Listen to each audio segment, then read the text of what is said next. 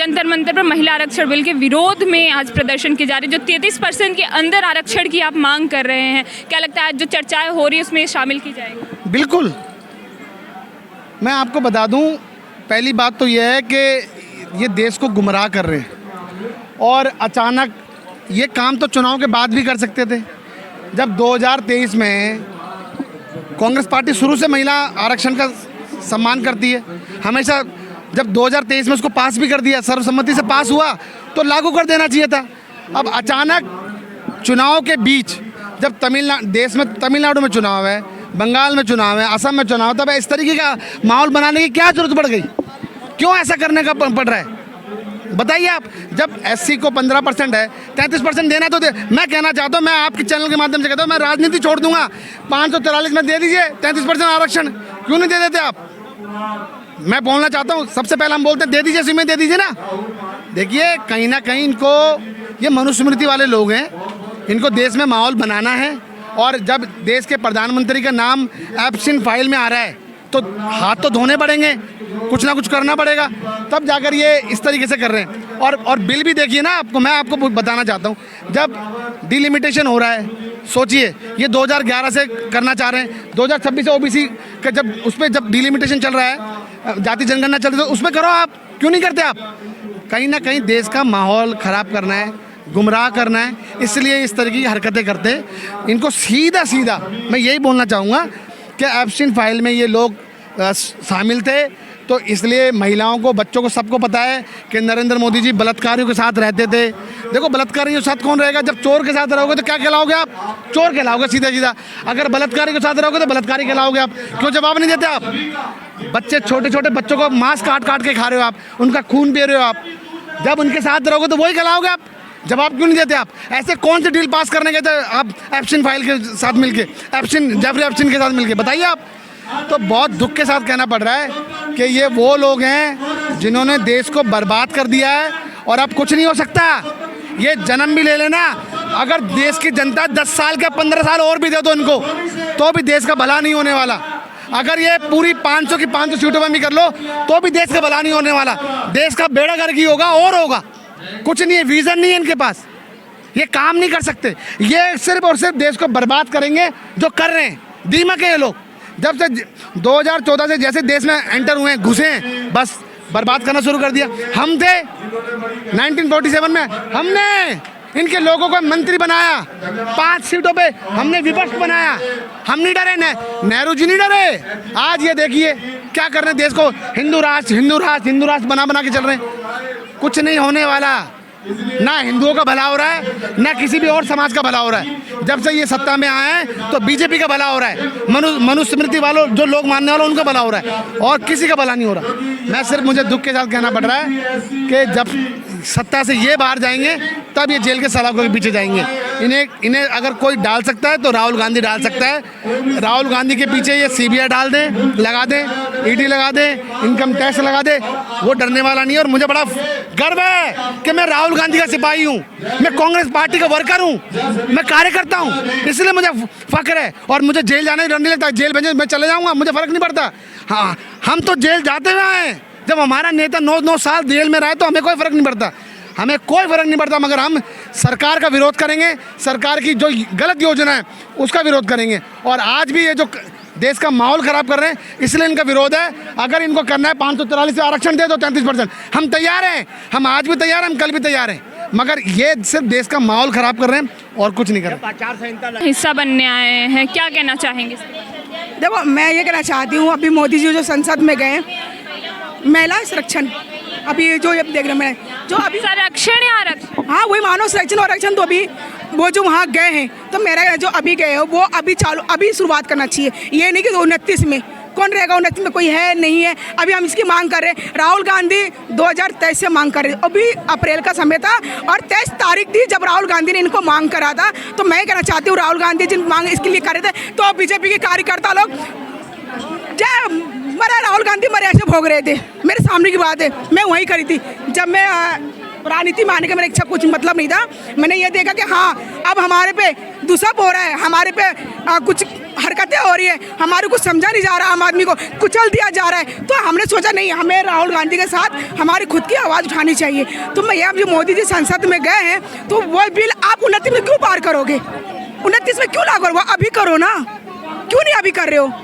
जो महिला अभी देख रहे हो, अभी हादसा कांड हुआ था, अभी रेप हुआ था, 8 साल की लड़की पंडित ने रेप कर दिया था। दिल्ली में कांड हुआ केजरीवाल के समय, जब भी राहुल गांधी भाई कर दो चालू, कर दो, जब नहीं हुआ। आज तुम्हें बंगाल में देखा कि हाँ चुनाव है, तो अब जाके संसद में बैठ गए 29 को करेंगे। क्यों भाई? अभी करो ना, अभी क्यों नहीं कर रहे हो? क्या कारण है?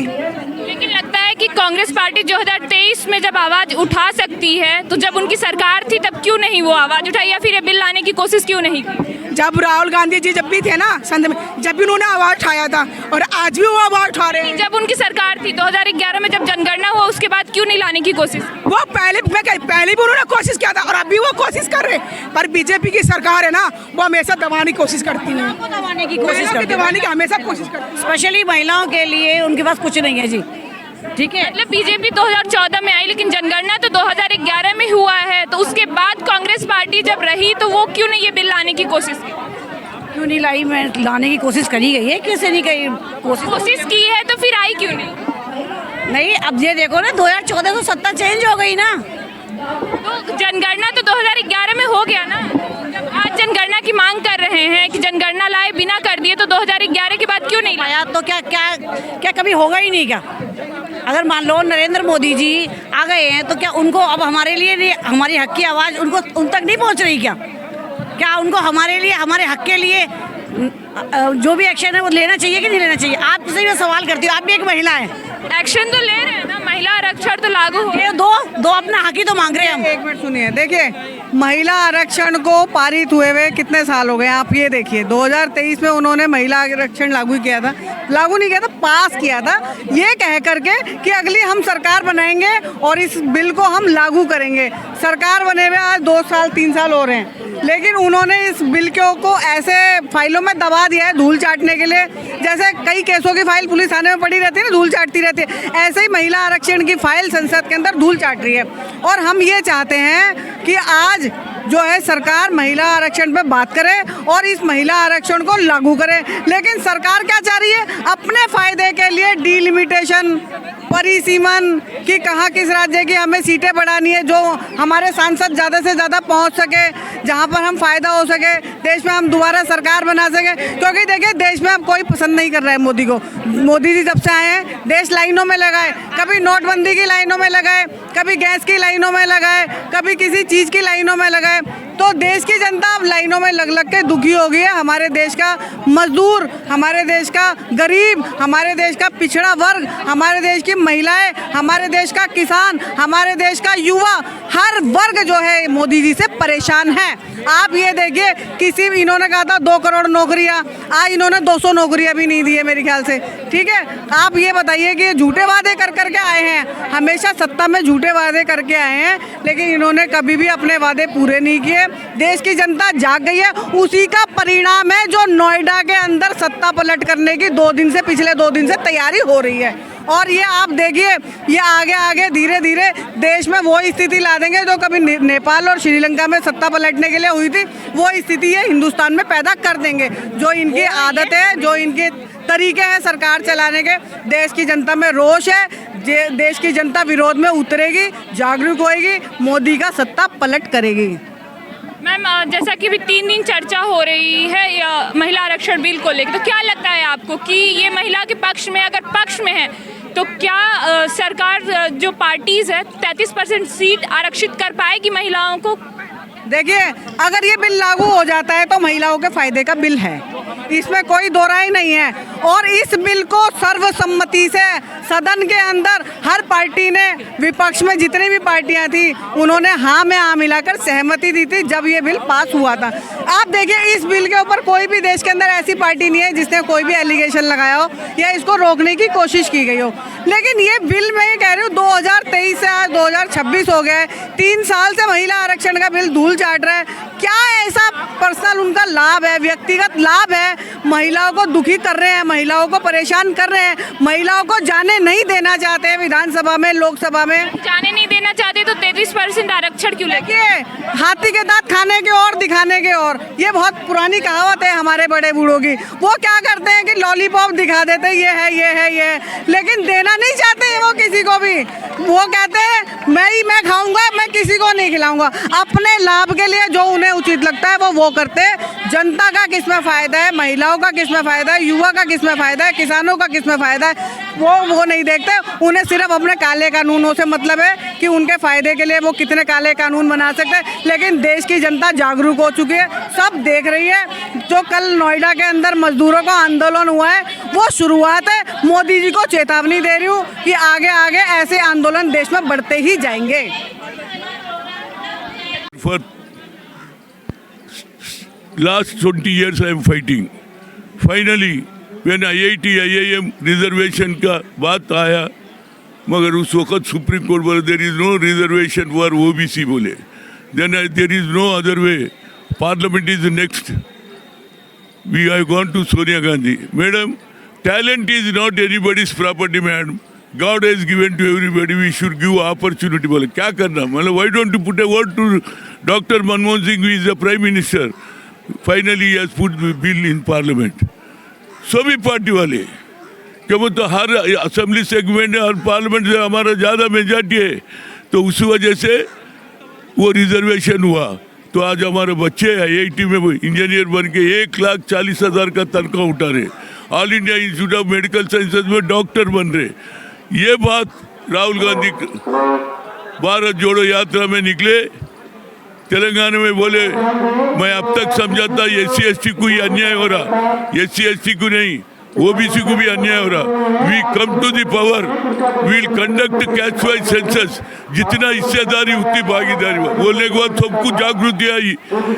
इलेक्शन में अब जिम्मेदारी लिए 42% दे तू बोल के हमारे पास सर्वे हुआ, कैश वाइज 56% हमारे लोग हैं।